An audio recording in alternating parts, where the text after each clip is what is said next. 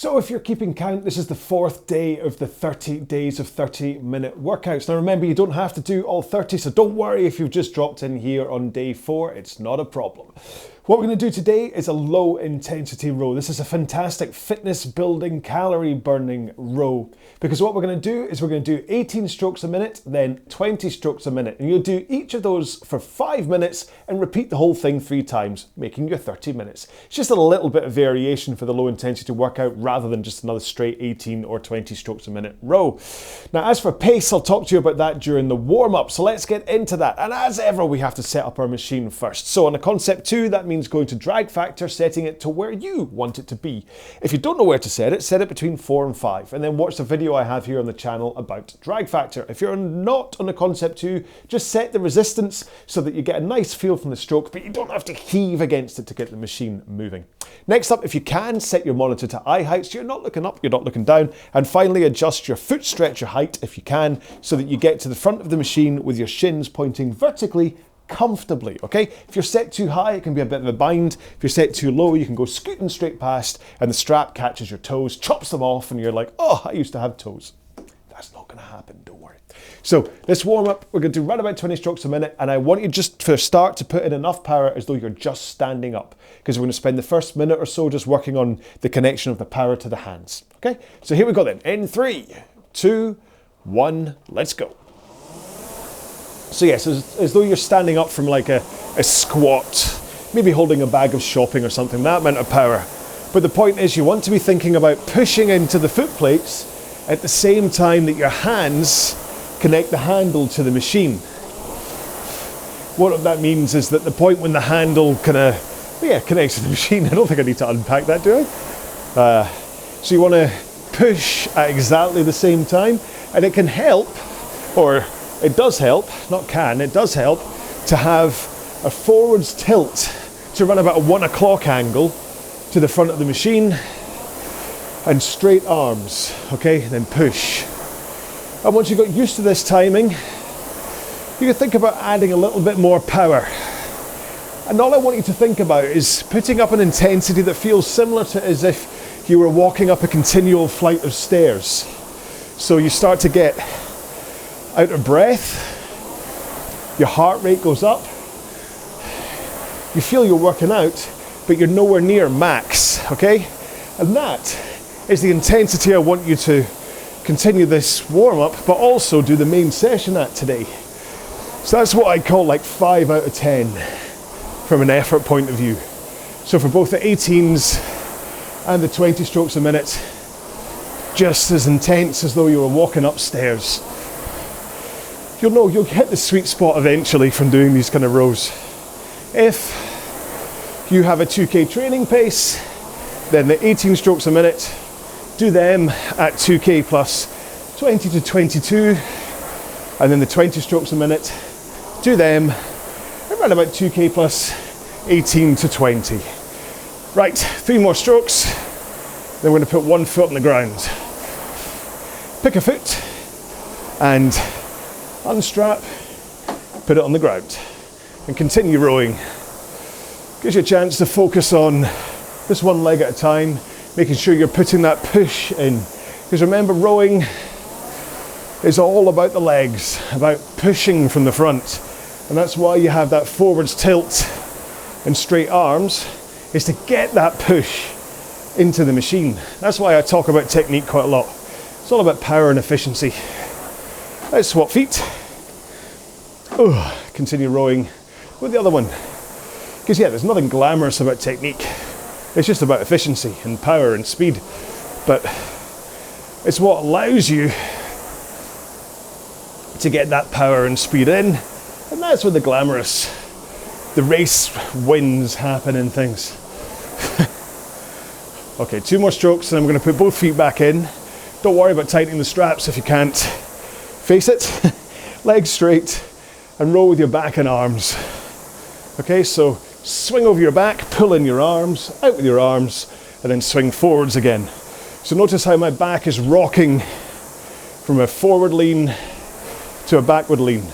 And that rock backwards is what initially takes up the strain, say, of the flywheel. and then I pull. All right, one more here. Let's roll to the front. Now you can tighten your straps. Arm straight, forward tilt, push from the front. Not too hard, go back to that soft push that we started off with. Because I just want you to think about the connection timing still, but also holding that forwards tilt and arm straight as you push, okay? It's really important that you hold that forwards tilt and arm straight. Don't pull too early, don't swing too early, okay? So there we go, that's the warm-up done for today's session. And I'm gonna do what I've been doing so far in this, where we're gonna go in the Wayback Machine to when I did this row in 2021. And then after that half-hour row, I'll pop up again, say hello, and we'll do a cool down and a stretching session together. So enjoy your low intensity row. These ones are the ones that will build up your energy to be able to go fast. Without these, you burn out really quick, okay? That's kind of the importance of these. And they give you the rhythm, the timing by rowing slow. This is how you work on your fluidity of your technique. Chances are if you feel a bit sticky and you're not quite used to the 20 and 18 strokes a minute, it's because you don't have that fluidity. And once it all comes in and you've got that rhythm, you suddenly go, oh, I love the 18s, I love the 20s. Okay, that's my big sell. So that's it really. I'm going to do this one strapless again. Feel free to join me, but if you've never rowed strapless before, then just loosen the straps off just in case you go flying off the back. You can quickly flick your toes against the straps because I don't want you lying on the floor. Okay, we've had 2 minutes since finishing the warm-up, so we might as well get into this one. In 3, 2, 1, and go. Oh, right, so 18 strokes a minute, 2K plus 20 to 22 pace. I'm such a pro, I was able to switch my Apple Watch to rowing machine workout whilst telling you your pace without falling off the machine. Set myself up for failure that way. I'm going to fall right off in a minute. So yeah, so 5 minutes at 18 strokes per minute and 2K plus 20 to 22 pace. Now hopefully the graphics on screen are going to work today. The past couple of rows I've had a big TV next to the rowing machine with the data on it. But today I'm going to try doing a screen record and then overlaying it when I upload it to YouTube. I'm trying to, it sounds lazy, but I'm trying to make these as quick as I can to turn around. Because I'm making one every day, I will really run the risk of falling behind if things get too complicated. But hopefully a screen capture won't break the time bank. So if you see metrics on screen, it worked. If you don't, it didn't. It's like Schrodinger's cat, isn't it? So, we're 2 minutes in. I've flannelled enough that hopefully you are now in the rhythm, nice and warm, and we can start talking a little bit about technique. Because today I'll top load the row with technique chat, and then I'll talk about something else once I'm done going over technique. Because it's a really good reason I always talk about it. It's not just to fill in time. I mean, it's handy. The fact that I can talk at great length about technique fills up a lot of the time I need to try and cover while I'm talking to you. But also, it really is vital that you pay attention to your technique especially when it comes to things that are losing you power, pace, or things that are causing you injuries. And that is why I go on about technique so much, is that I want you to be an efficient rower, because with efficiency comes speed and fitness. But I also want to make sure you don't get injured. And a poor technique can lead to various injuries. And most of it is down to sequencing and body angles. If you can get your body in the right positions as you drive and as you finish, then hopefully you're less likely to get injured. And then you just have to worry about putting in power from your legs and developing your fitness to be able to go for longer in whatever distance you're rowing, or faster. All right, 2 more strokes, 1 more, and let's change up to 20 strokes a minute. Slight increase in pace here, both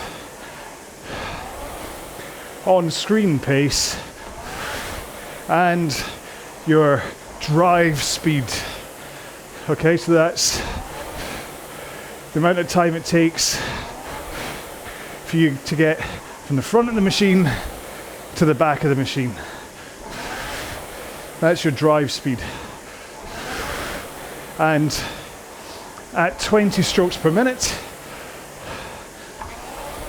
I recommend a 2-to-1 ratio. So your drive speed is twice as fast as your recovery. So 1 second drive, 2 seconds recover. And you manage that by really pushing your feet into the machine. Okay, so you push the machine away from you. It's a great way to think about it. That lets you thrust your legs and get lots of power into the machine. However, it's all very good driving from front to back in 1 second, but if you don't actually connect the power into the machine, it's not much use. So, in order to get that power in, you need to get your hands to connect to the handle at the same time that you push with your legs. Now, most of that is just about being aware of the timing, but you also help yourself with your body position, your posture, and what you're doing with your arms. So your body position is about having a forward tilt in towards the front of the machine to around about 1 o'clock on the clock face. Now, the reason I say tilt and not lean is I want you to be tilting forwards over your hips. Whereas if I say lean, that means you could do this. Okay? Which we don't want. And that's where posture comes in. So you want to be nice and powerful up on your sit bones. That's that tilt, like a door hinge. So you tilt forwards. I used to say, imagine you have a carrot sticking up your backside and you don't want to snap it. But strangely, I think a few people were a bit put off by that analogy. Haven't really found a good replacement analogy yet. But nice and powerful. You're not stiff as a board on your back. You're powerful, okay? And tilting in towards the front. And then your arms, they're nice and straight, okay? So as you come front to the front, straight line from your shoulders through to your wrists. And nice and relaxed. You're not tense, okay? No bulging muscles. One more stroke. And let's ease off to 18 strokes a minute. And 2K plus 20 to 22 pace. So you should feel that things have slowed down. It's only 2 strokes a minute, but still there's a change in rhythm. Remember, if you get stuck trying to get the same rhythm or the rhythm for 18, just watch me on the video. Try and drive for the same period of time that I recover. Sorry, I drive and then recover for the same period of time that I recover. So, back to the stroke. You have your forward tilt, good posture, arms straight. You slide far enough in your seat for your shins to point vertically. Your knees are slightly apart, kind of looking at your armpits. They're not tucked up inside your armpits, but they're kind of saying hello. They're in line with them. And that should take care of the right amount of compression. And then, when you're ready, just push the machine away with your feet. But hold that forward lean and your arms nice and straight as you push your feet into the machine. If you spot your elbows bending too soon, try not to. It may help to turn your elbows very slightly outwards. That can help lock your arms in place without actually locking your elbows. We don't want to do that. And then if you feel that you're looking at the ceiling as you row, that's a good indicator of breaking your back tilting too soon. So keep looking straight forward at your monitor if you can.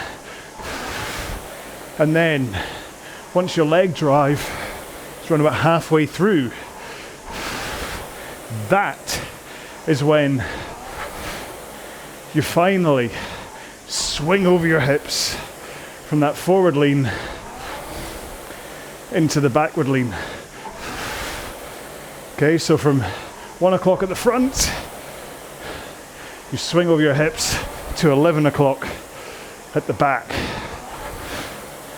And right after you start that swing is when you finally pull the handle into a finish. Pull. So you push, pull. Push, swing, pull.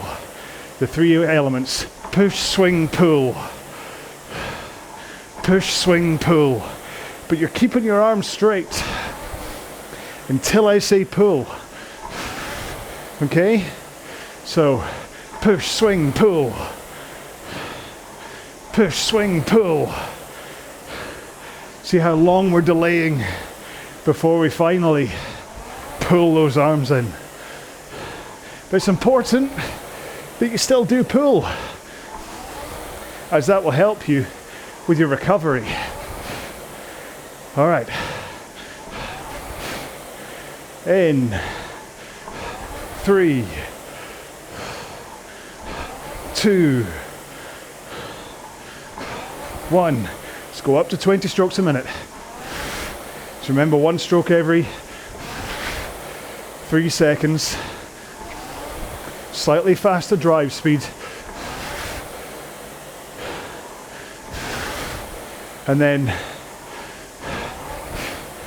when you pull in, you finish with the handle around about sternum height. Too low is a bit of a weak finish if you're gonna whacking it off your belly button. Too high shifts the muscles you're using. You're suddenly using forearms and biceps, which are nowhere near as big as your lats, which you use if you finish the handle at sternum height. Elbows come through your sides, wrists kind of flat as you do so. If you have to flare out your elbows a little bit, that's fine. A little bit of a flare is okay, but unless you have a good reason, like you're an on the water rower or something, I don't really recommend going completely out like a chicken wing. Hopefully you can see that in the video. Because again, that puts the power right into your delts, up in your shoulders, rather than those big lat muscles in your back, which are more designed for dealing with power over and over again. You may have strong biceps, strong forearms, strong delts, but you're running the risk of injury if you use them too much and they're not ready for it. So that's why I say to start off your technique by handle finishing at sternum height, wrists flat, with just a slight flare out of your elbows. And anyway, you finish nice and powerfully with the handle so that you create the springiness in your muscles, your tendons, and your rib cage to bounce your hands straight back out again. So in, out at the same pace. There's no pause. Do not hold the handle stopped at the back. I'll try and do it without falling off here.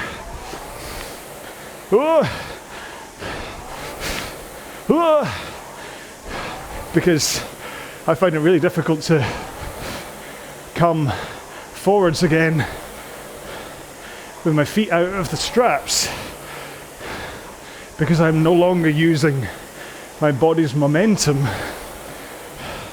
to help me move forwards. Whereas by going in, out, and your arms coming forwards and then triggering that rock of your back over your hips again, the momentum has carried me so that it's shifted to the front of the seat. So all I need to do is, once my hands are past my knees, just bend my knees and I effortlessly roll to the front of the machine with arms straight and the forward lean already in place. Okay, 2 strokes, 1 more, and we're back down to 18.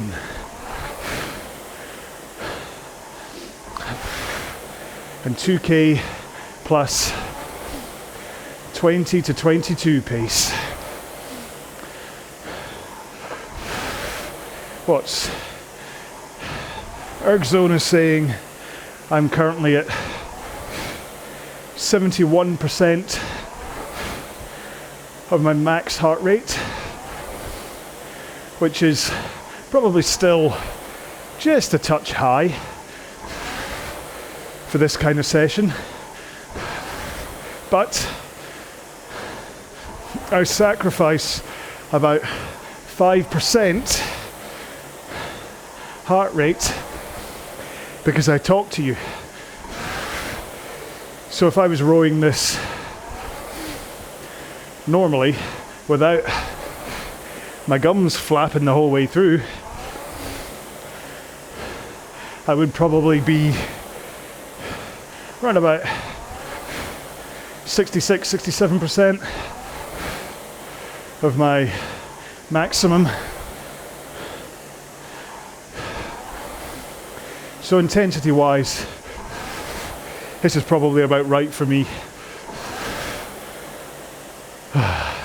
So the last thing to say technique wise is just to quickly cap off what I was saying about the foot straps and why rowing without them is useful. And in terms of what we talked about today, it's useful because I can get all the power into the machine I know is coming from my legs and going into the stroke. Whereas if I had a poorly timed stroke and I flicked my feet up against the straps too soon at the back of the stroke, I could be fighting against that power. Or if I was to get to the back of the stroke and flick my feet up to tug myself forwards to the front of the machine, that would ruin my posture because you tend to tuck under like that. And I wouldn't be up in my sit bones, and I'd also be using muscles that I don't need to, because you don't need to tug yourself forwards. And I'm proof of that because I'm rowing this whole session strapless. So That's why strapless rowing can be of benefit, because you kind of need to row with a full leg drive, get the timing right, because otherwise you'll fall off the back of the machine. And you have to get that shift of your body weight, arms away, tilt over your hips. You have to get that right too, because otherwise you're beached at the back of the stroke if you're used to just tugging yourself forwards with the straps. Ooh. Okay, so coming up for 6 minutes to go. And for me anyway, today's session has flown by. Can't believe we're almost 25 minutes down. And that's part of the magic of shifting stroke rates every 5 minutes. Because to be honest, there isn't much of a training effect difference between the two, between 18 and 22. There's a tiny difference, but not a huge one. Where the difference comes in is making time pass quickly. And also, if you're uncomfortable with one, you get back into your comfort zone for the next one. Okay, one more stroke. And now we're going up to 20 strokes a minute, 2k plus 18 to 20 for the last time. Well, last time today. Trust me, you're going to see this stroke rate and pace a few more times over the next, well, we're on 26 days to go. Remember, as much as I'm rowing all 30 days without a break, you don't have to. If you start to tire and your body is getting run down and you're not recovering enough, make sure to take a rest day. You'll see from the programming of these 30 rows that there's always one of these bottom tier regenerative, there we go, lost the ability to say the word then. It's always a tough row and then a bottom tier. So it goes mid, bottom, top, bottom, mid, bottom, top, bottom. Then maybe a couple of mids. So it'll go mid, bottom, top, bottom. That might happen. But, oh, I've dropped my pace. Too busy talking to you. That's better. But the point is that if you get the intensity flow right, and you make sure to row these bottom tiers at the right pace, so that means what I say or slower,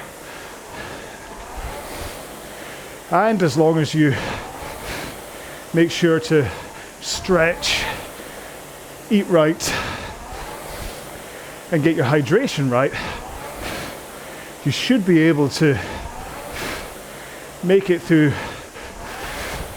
all 30 workouts with very few actual rest days.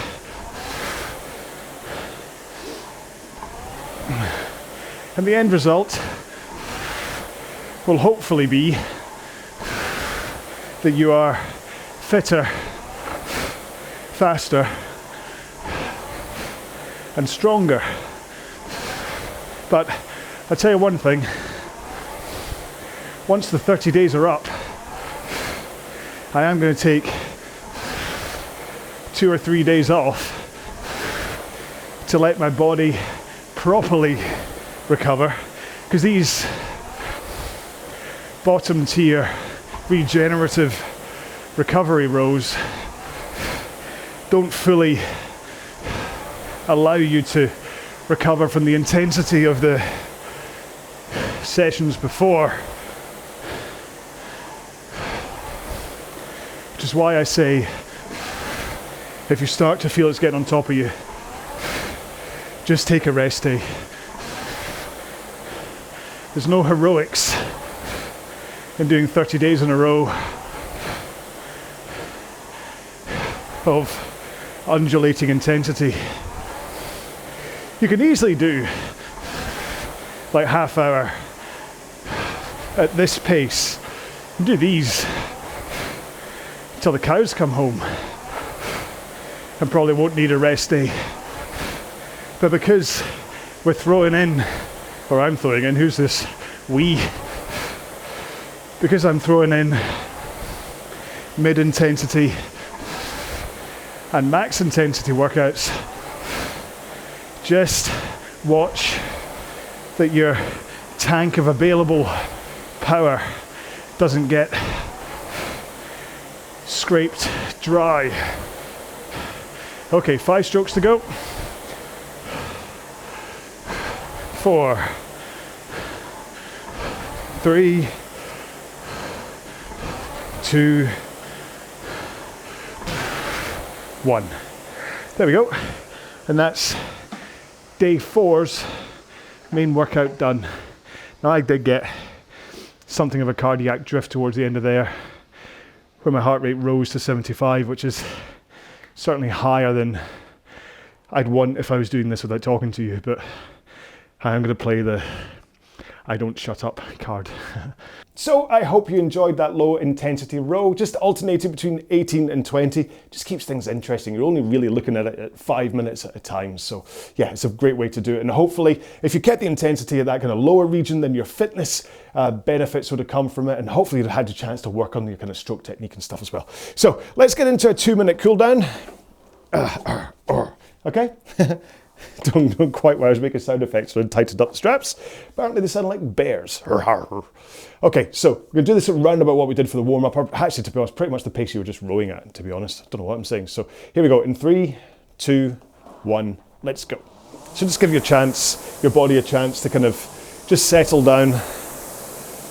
Because although it's a low intensity row, you still need to take a moment to recover. And actually, if you look, now they're on day 4, whether this is the first one you've done of these 30-minute rows, or whether you're following along, you may have, or if this is your first one, if you take a look at the playlist for these rows, then what you'll find is that there's a pattern to how they're laid out, where the first one was a medium intensity, then we went low intensity, then high intensity, and now we're back to low intensity. And then the next one will be a medium intensity, and then back down to low. So what I'm doing is I'm kind of going up, down, up, down, up, down in terms of intensity. So there's always a recovery row after a challenging row. And you want to do that anyway in any training program, but how many low intensity ones you do is basically up to you or your coach. But what you want to make sure is that you're not putting too many kind of max intensity rows together, because that's where you start to really drain your energy system. You start to scrape the barrel of what you're able to give. So you let your body recover to come back for more the next day. And if you're doing all 30 of these rows in 30 days with no rest days, that becomes even more important, to give yourself a recovery and to use these cool downs to make sure that your body is kind of flushed through, or your blood is flushed through your system in a nice cool down manner. Okay, last stroke for me. You don't have to stop cooling down, of course. You can continue, or you can do some stretching. Now, if you don't have time for stretching, that's perfectly fine. Just make sure and stretch your quads and your hamstrings at one point. Not in the shower though, I don't want you to slip and fall. That would be bad. Or you can join Stretchy John. There he is again.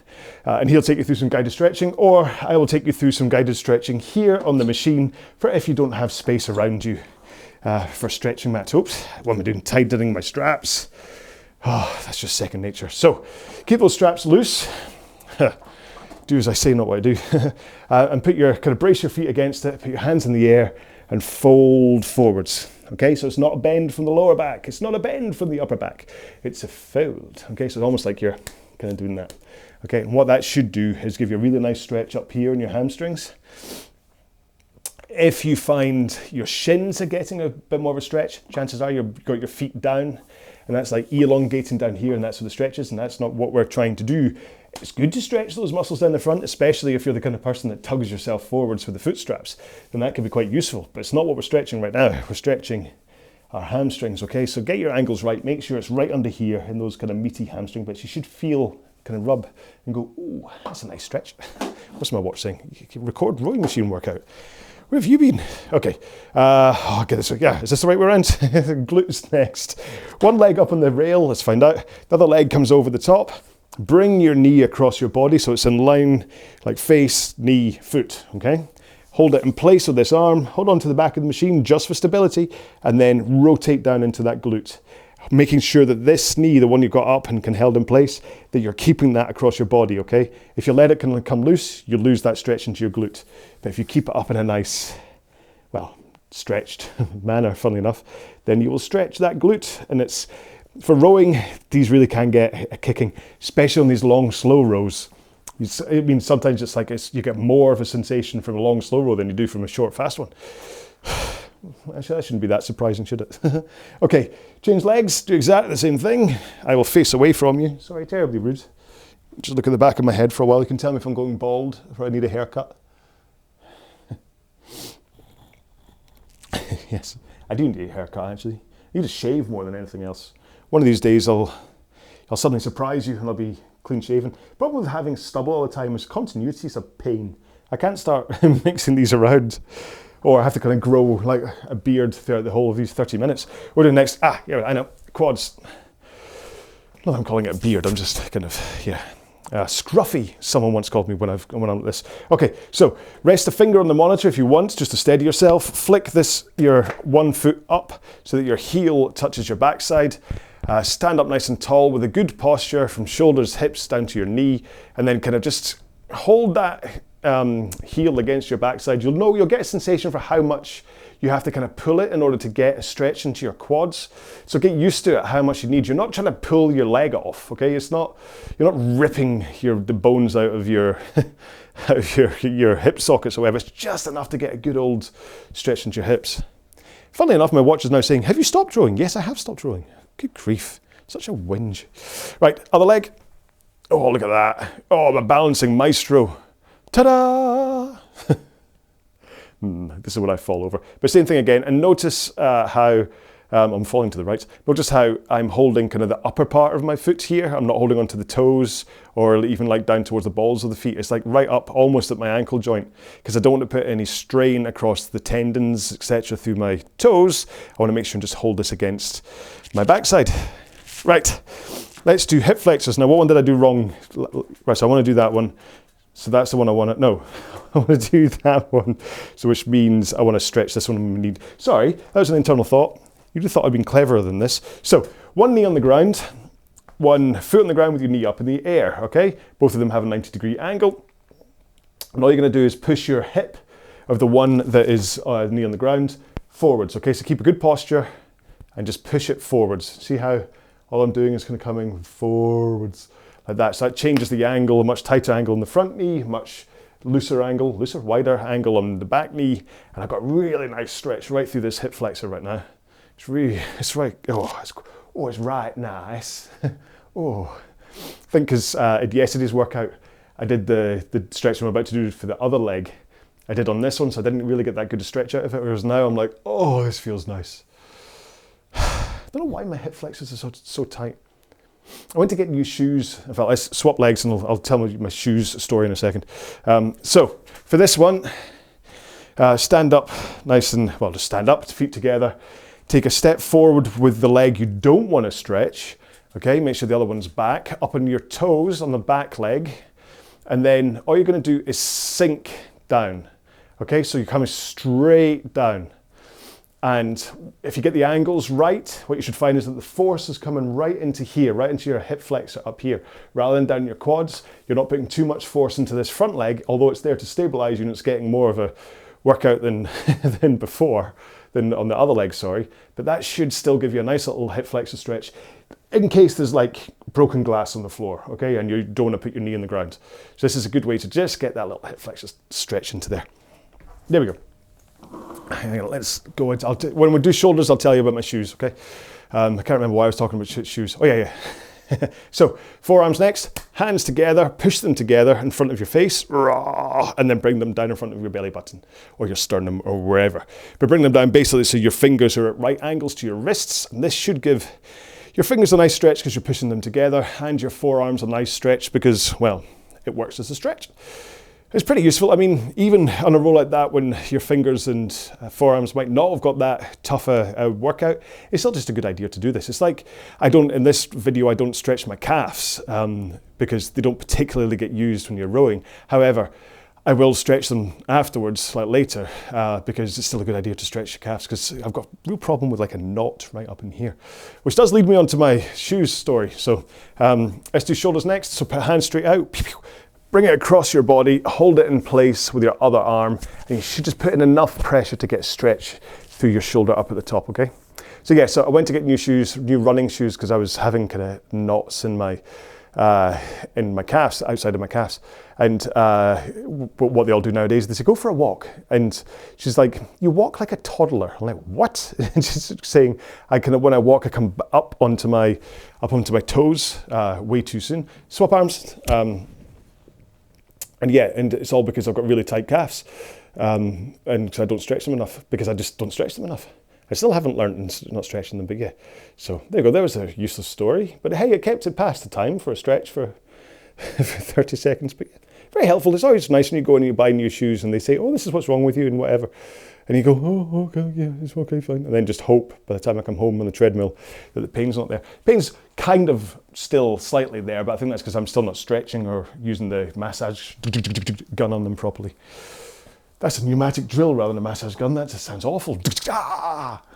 Anyway, what's next? Biceps. So pretend that you're a ski jumper. Whoosh, hands behind you. It's so cold up here. But then rotate your thumbs outwards to try and catch like a pigeon or something, okay? While you're flying.